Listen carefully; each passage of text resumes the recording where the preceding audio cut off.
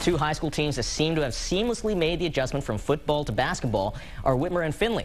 Football, the two teams combined for one regular season loss. Basketball, it's still early, but they're both perfect, and it helps to be that way. And they're still working to be in the proper shape, playing each other tonight. And birthday boy Nigel Hayes was straight up dominant in the first half. Hand in his face, doesn't matter. Nothing but net. 14-11 Panthers. Next possession gets around the help defense of C.J. Geddes, and he gets fouled. Personal 5-0 run. Whitmer up 6 late in the half. Hayes again, this time flashing some moves. 29-17 Whitmer. Nigel had 16 points for Whitmer in the first half. Whitmer wins at 65-38. Happy birthday, Nigel. He had 19 for the game. St. John's trying to bounce back from their close loss to Whitmer. Mark Loving, he had 25 points in that game. First Fremont Ross possession, Jay Carmacom gives Ross the 2-0 lead, but the Titans would wake up. Alex Carter with the bucket. And then it's Loving, the future Buckeye. He had 20 tonight, part of a 9-0 run, and the Titans win 77-53. Irish night rivalry taking form in hoops. Sold-out game at Central tonight. First quarter, Keith Tobridge, he misses, but then he puts it back. Central up early. Then Deontay Cole from the top of the key for 3. Irish up by 5 points. Knights will come back, make it a ball game. Nate White, this guy's tough. From the corner, wide open look, he's going to take it, and he's going to make it. St. Francis led by 7 at one point in this game, but Central comes back to win it in overtime, 47-41. Well, possibly last week's most memorable game was Toledo Christian's 62-60 win in overtime over their rivals at Cardinal Stritch. 1 week later, Toledo Christian visiting Gibsonburg. One of my favorite dudes, Dave McWinney, the head coach for TC. One of his players, Dominic Pittman, gives them the lead. 2 minutes left in the game, under a minute to go. Bears down 2.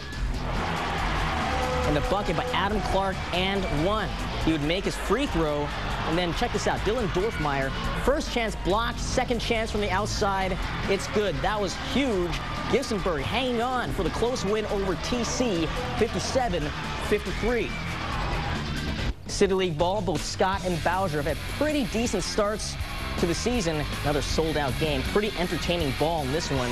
Shaquille Allen, he had 23 points. Scott up by double digits. Back comes BOWSHER. Sophomore Nate Allen, he had 20 points. Then the highlight of the night, throwing it down, Bryson Collins. Oh yeah, Scott wins it 94-82. Over at Woodward, Polar Bears hoping to cool down Rogers and their head coach Earl Morris. Third quarter, Tony Kennard made a big game, finding Devontae Pratt, lays it in for 2. Rogers up by 22. Then it's Pratt again off the steal, and he almost dunks it. Same effect though. Rogers wins it 87-59.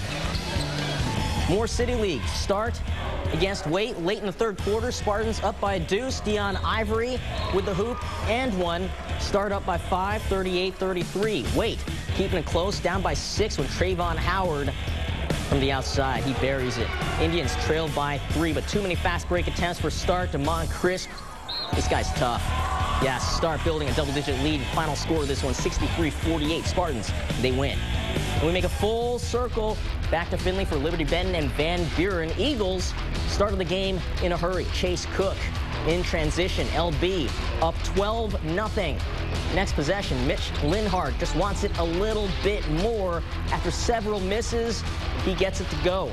14-0. Then on the next possession, Ryan Giese buries the triple. 17-0 start for Liberty-Benton. No surprise, Eagles win big over Van Buren, 74-45.